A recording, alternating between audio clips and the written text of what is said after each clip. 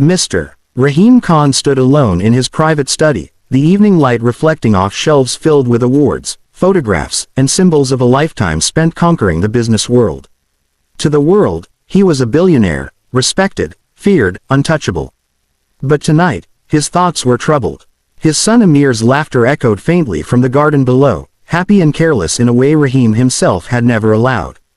Amir was in love, and that love had a name, Lena. Rahim had met many people who smiled at him for the wrong reasons.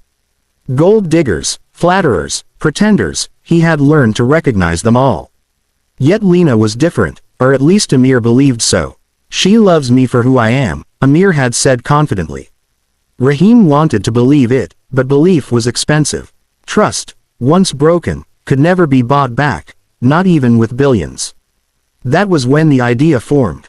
If Lena truly loved Amir, she would show kindness even when there was nothing to gain. Early the next morning, Rahim left the mansion through a side entrance few people used. He changed into old, faded clothes, loose trousers, a worn shirt, scuffed shoes. He smeared a little dust on his hands and face, bent his posture, and studied himself in the mirror. The powerful man disappeared. In his place stood a tired, poor gatekeeper, invisible and forgettable. At the estate's main gate, Rahim took his position just as Lena and Amir's car approached. His heart beat faster than it ever had in boardrooms or negotiations. This was riskier than any business deal, because the outcome could hurt his son deeply. As the car slowed, Rahim raised a trembling hand, practicing the humility of a man used to being ignored. He watched Lena step out, her expression calm, curious, unguarded. She didn't yet know she was being tested, not by wealth or status, but by the simplest measure of all, how she would treat a stranger with nothing. Rahim swallowed hard. In that moment, he wasn't a billionaire. He was just a father, hoping not to be disappointed. The car came to a gentle stop at the iron gates, their height casting long shadows across the driveway.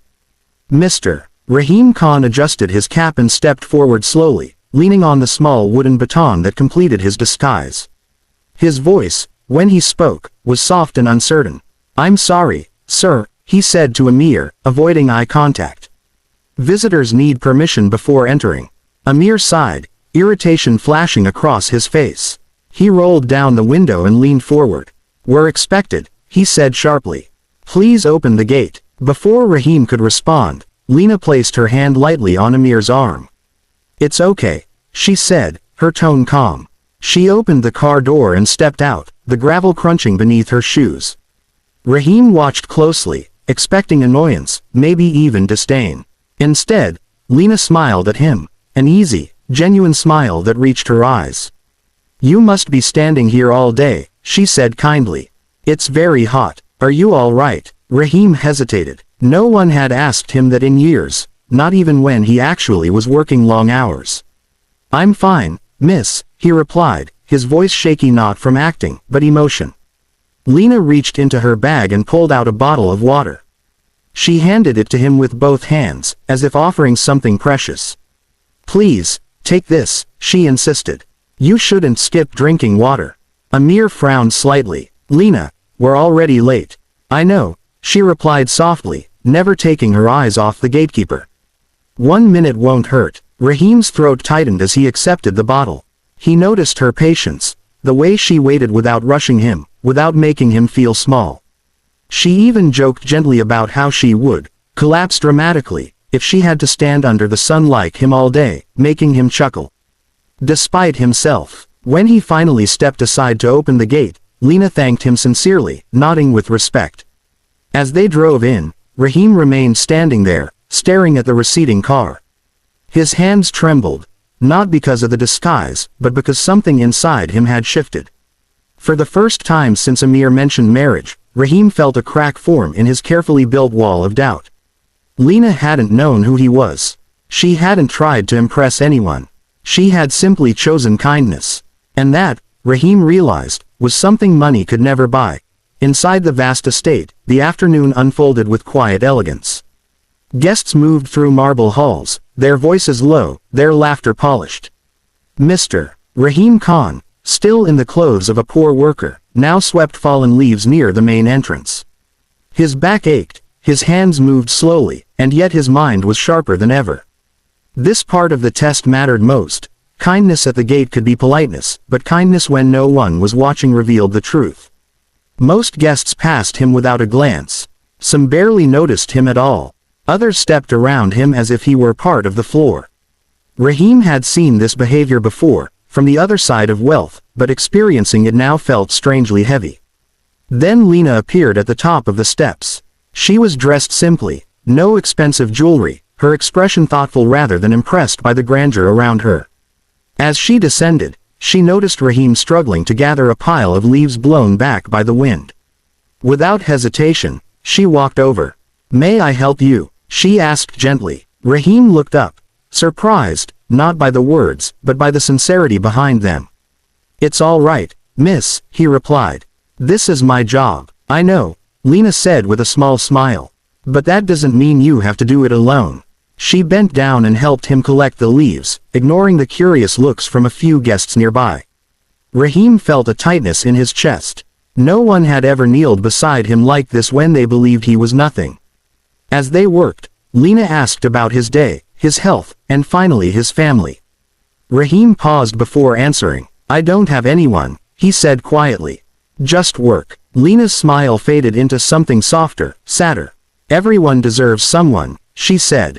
"I hope you find that." Later, when Lena rejoined Amir, Rahim overheard her speaking in a low voice. She asked if the estate workers were treated fairly, if they had proper rest and pay.